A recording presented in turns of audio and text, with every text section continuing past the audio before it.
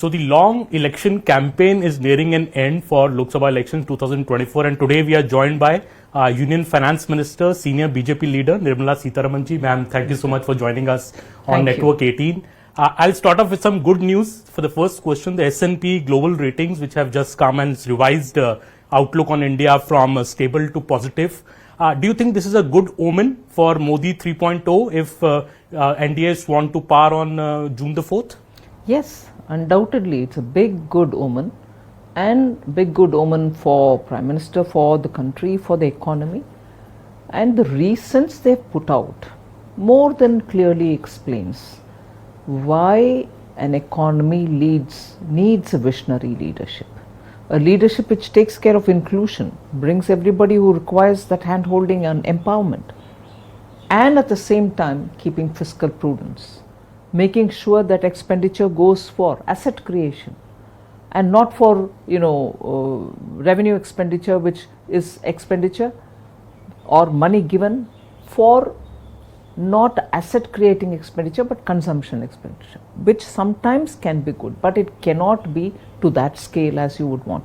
So the consistent emphasis of the Prime Minister that we should spend money in building infrastructure, putting more money for that, and ensuring quality expenditure happens. You've given money and you don't care how it is getting completed.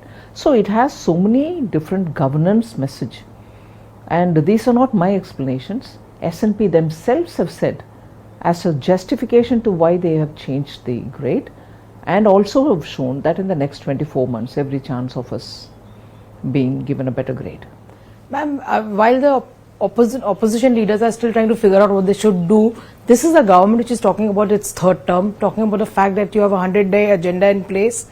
What would be the topmost priorities of the government, given the fact that the Prime Minister has emphatically said that when the government comes back to power, then we look at becoming the world's third largest economy? Undoubtedly, the 100-day agenda is more to immediately get going with work that can be delivered within the 100 days or that can be initiated within the 100 days, so that within a year and within a year or two we do many things, so that the first major step towards Viksit Bharat, which is 2047, our deadline is 2047, it need not wait till 2047, we can even achieve it even earlier, but for which the first main step should be that we work towards getting India to the third largest economy status.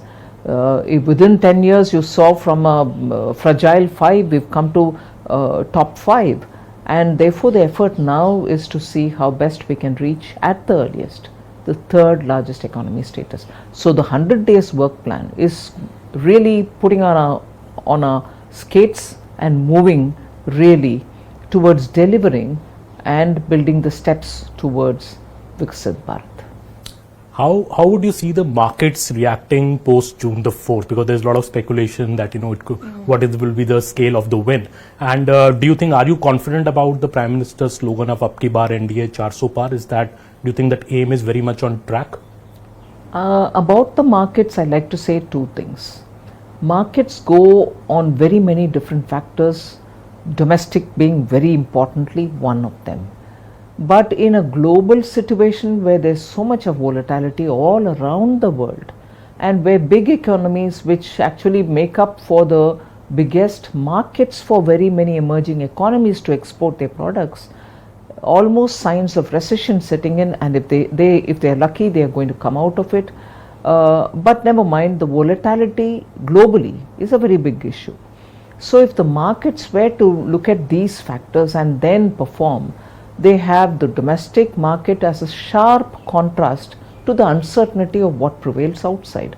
And therefore, certainly Indian stock markets have a lot to celebrate, and they have been showing in the last 6 or 8 months.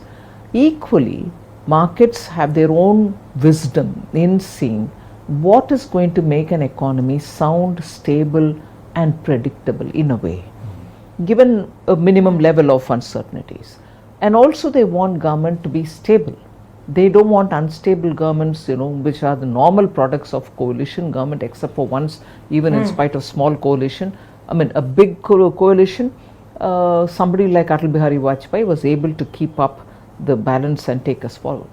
But normally uncertainty is high, probability of volatility is very high when there is no single majority government in place. Indian people have been in the last 2 elections giving that single majority for Prime Minister Modi, and as a result, a stable government has been in place, which gives predictable policies, predictable and consistent tax framework. All these matter to the stock markets. So if there is going to be, and there will be, that's my confidence, a good result coming for BJP on the 4th, it indicates stability, people standing by a good majority infused government, and that will mean good message for the stock market, and therefore it can really go up. It will be a solid bulls market then.